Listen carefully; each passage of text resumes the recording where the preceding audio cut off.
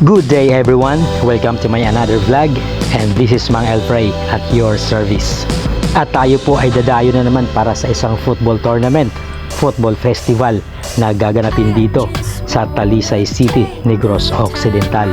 At syempre kasama na naman natin ang Himamaylan Chicos Football United Under 14. Kasama rin natin dito ang Team A at Team B ng Himamaylan City FC Under 11. Tayo po ay kakana na dito before ng TUP Visayas kasi sa likod lang nito doon gaganapin ang football festival dito sa Talisay City.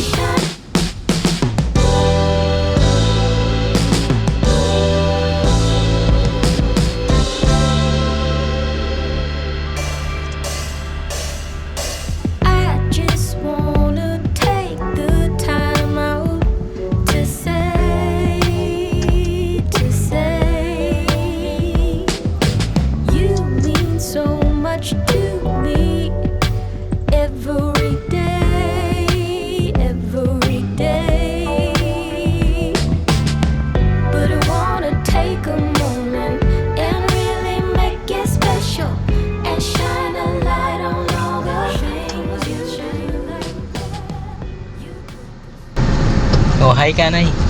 Hi. Yan, gwapo namin yung driver. Oh. So this is it. Ito na, ready na ang Himamaylan City Chicos na sumabak para sa kanilang unang laro. At dito rin sa gawing kanan natin ay naghahanda na rin ang ating Himamaylan City FC Team A Under 11 kung sino ang tatawagin at kanilang mga kalaban.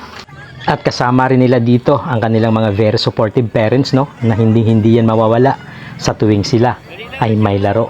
Na talagang all out ang support sa napiling sport at nakahiligang laro ng kanilang mga anak. So mga mommy and daddy, I always salute you for that. Ipagpatuloy nyo lang yan ang ginagawa nyong support at effort sa kung anumang nakahiligang sport ng inyong mga kabataan. Ipagpatuloy nyo lang din ang inyong tamang paggabay sa inyong mga kabataan para balang araw sila naman ay magtatagumpay. At ito na nga po, habang naghihintay na tatawagin para sa kanilang unang sabak sa laro ay nagwa-warm up muna ang ating Himamaylan Chicos Football United Under 14. At dito naman po sa bandang kabila ay naghahanda or nagwa-warm up na rin ang ating Himamaylan City FC Team A Under 11. Ang Team B ng Himamaylan City FC ay hindi ko makikita rito, baka nandun sa kabilang dako. Medyo ang dami kasing mga team na kasali dito sa First Sabas Football Festival na gagawin dito sa Talisay City, Negros Occidental. So ito na nga po, nag-umpisa na ang laban ng ating Himamaylan Chicos Football United. At muli, akin na namang ikukwento kung ano ang nangyari, kung ano naging kapalaran ng Himamaylan Chicos dito sa First Sabas Football Festival. At ang unang laban nga po dito ng Himamaylan Chicos ay draw. Sa sobrang galing ng magkakatunggali, nako, walang naka-score sa kanila.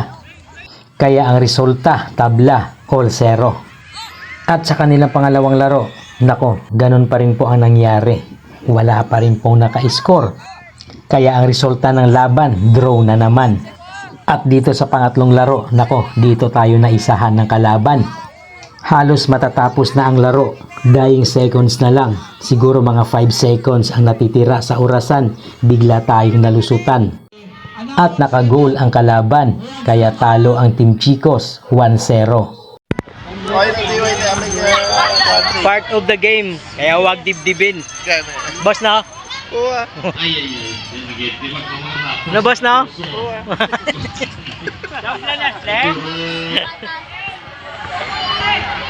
Bawi lang, bawi. Enjoy the game. Huwag masyadong seryosuhin.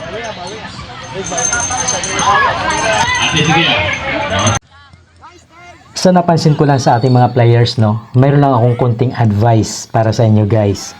Hindi talaga yan maiiwasan na magkaroon kayo ng mali sa loob ng field habang kayo ay naglalaro. Kaya imbis na sisihin ninyo ang inyong kakampi na nagkamali, dapat ay inyong i-comfort para hindi niya masyadong dibdibin ang kanyang pagkukulang sa court. Para hindi siya ma-pressure at makapag-focus pa sa kanyang laro. Kasi nga wala namang perpekto eh.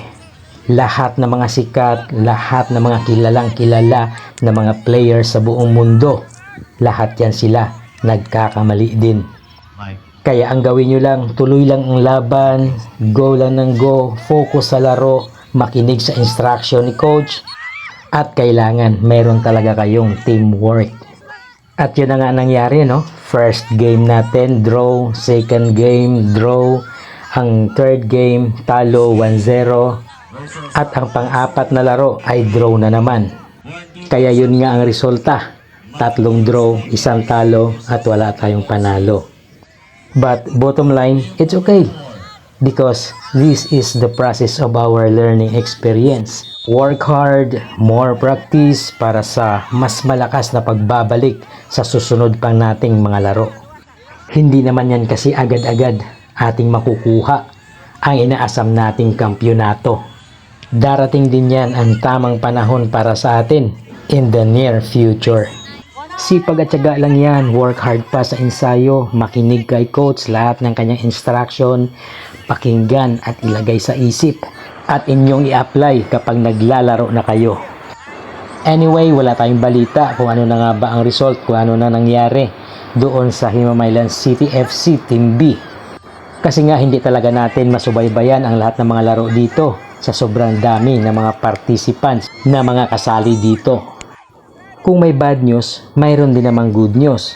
Kasi nga, ang Himamaylan City FC Team A ay nag-champion sa kanilang kategory. Kaya congratulations, Himamaylan City FC Team A Under 11 for bagging the championship trophy here at First Sabas Football Festival na ginanap dito sa Talisay City, Negros Occidental. At congratulations din sa mga magulang na talagang ipinaglaban ang karapatan ng kanilang mga anak para makuha ang championship trophy. Kasi nga ang mga kalaban nila dapat sa semifinals ay mga overage na pala. Once again, congratulations Himamaylan City FC Under 11. And of course, congratulations din sa ating proud parents na talagang todo ang suporta at effort para sa ating mga chikiting footballers. Eto sila ang Himamaylan City FC Team A na nag-champion sa kanilang kategory. Congrats boys! Lahat ng Himamaylanon ay talagang proud na proud sa inyo. Proud sa inyong achievement. Hands up, hands up. Gonna make it pop. Hands up, hands up.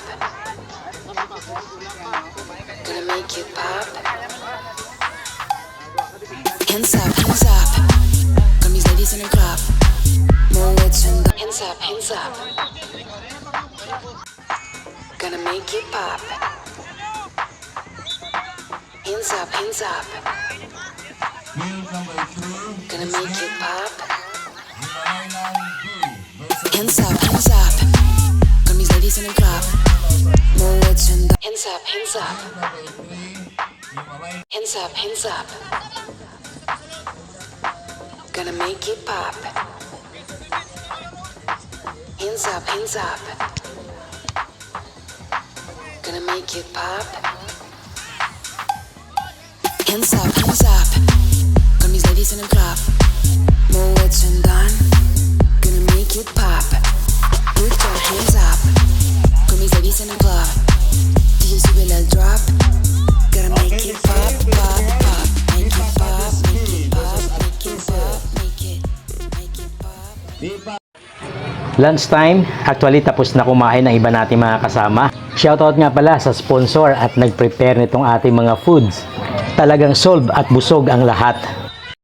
Picture muna tayo at maya-maya pack up na para lumipat tayo ng kabilang venue. Kasi nga dadaan pa tayo ng Bacolod City High School para panuorin ang laro ng isang anak ng kasama natin dito. At nandito na tayo ngayon sa Bacolod City High School. Tambay-tambay muna tayo dito habang hinihintay natin ang laro ng isa sa mga anak ng kasama natin dito. Habang tayo naghihintay at hindi pa totally lowbat ang ating cellphone, take video muna tayo rito, picture dito sa Bacolod City High School. At yun nga, Dahil nga third game pa ang schedule ng kanilang laro, inabutan na tayo ng low bat. Kaya hindi natin nakunan ng aksyon. Ang ganda pa naman ng laban. At panalo ang team ng anak ng kasama natin dito. 3-0. Grabe, ang galing at ang husay nitong bata. May kaliitan lang din itong bata. Pero grabe ang ipinakita. Big time move at talaga ma-excite ka talaga sa bawat aksyon. Talagang panalong panalo. So hanggang dito lang tayo guys, no? Please support my Facebook profile, Elfrey Soto Havido. And please visit my YouTube channel, Odiva TV. Thank you so much for watching. Peace and God bless us all.